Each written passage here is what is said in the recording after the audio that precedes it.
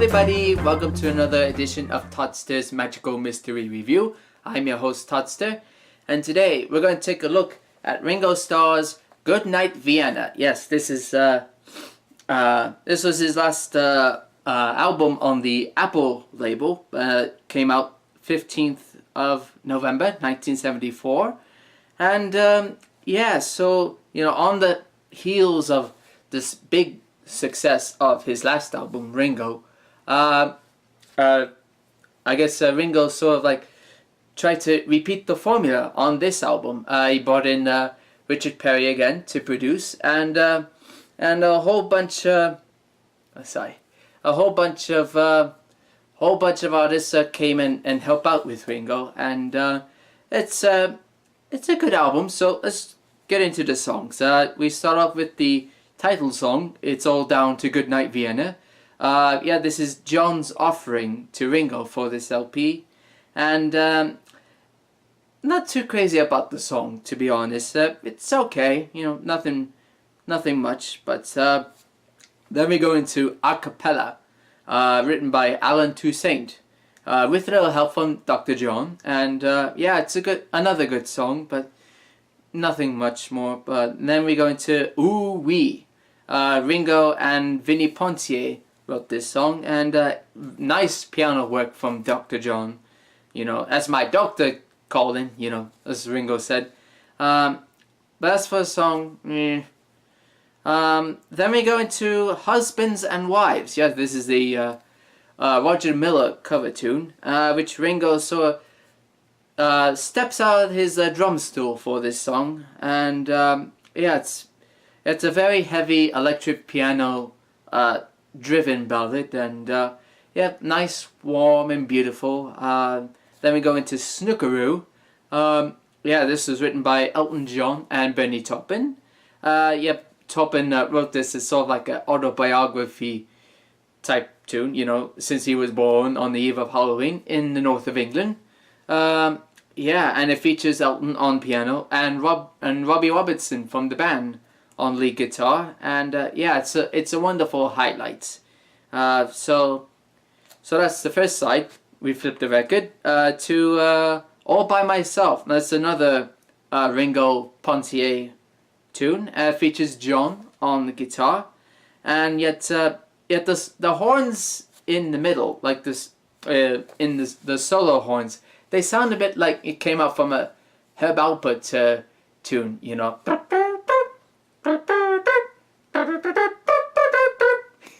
I meant to do that. It's an okay tune. Then we go into Call Me, which Ringo wrote himself. It's a bit of a charming tune, sort of reminiscent of Don't Pass Me By, which is what I hear.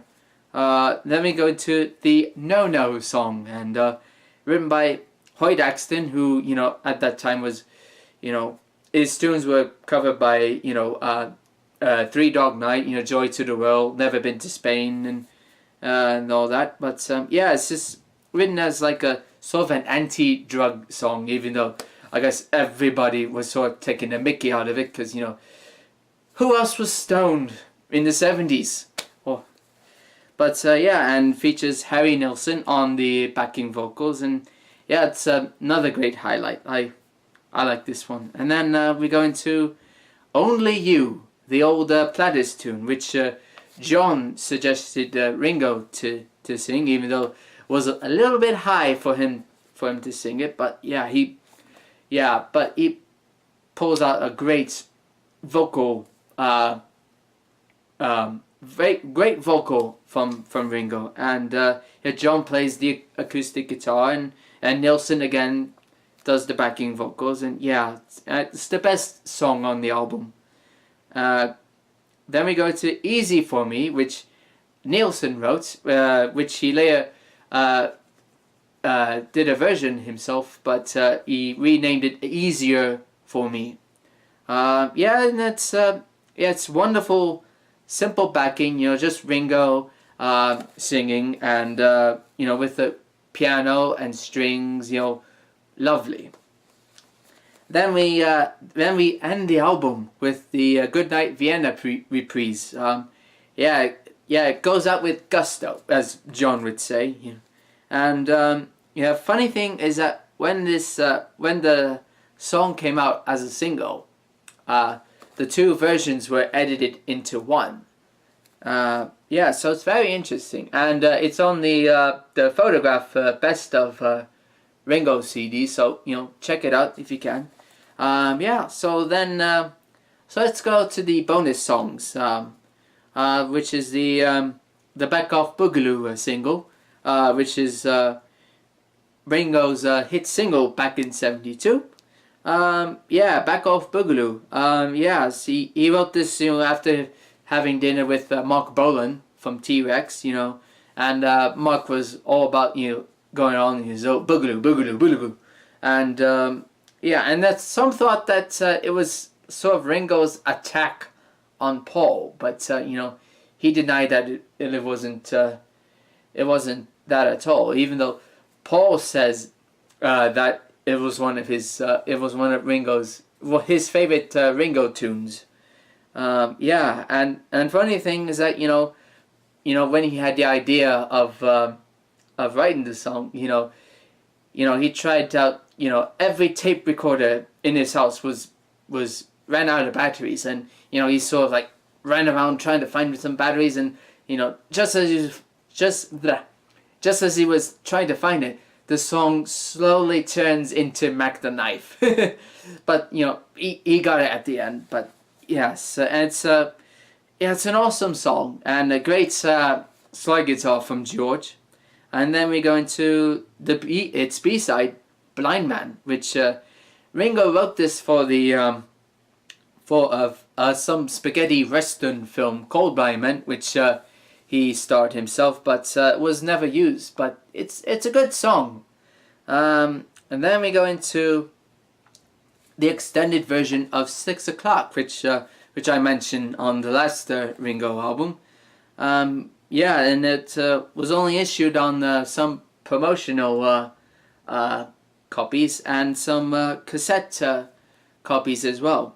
And we hear more of Paul towards the end, which which I prefer, is the best version of all. Yeah, so that's all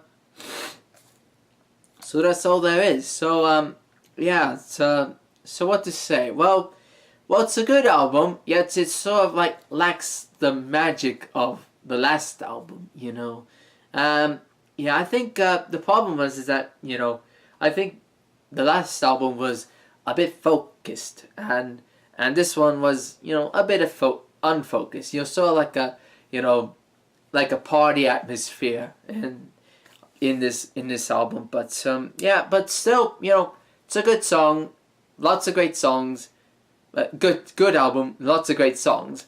So I would give this 3 Ringos out of 5. Yes, 3 Ringos for Ringo Starr's Goodnight Vienna. Yes. So my name is Toddster, and you just watched another Magical Mystery review, and we'll see you next time. Till then, toodaloo.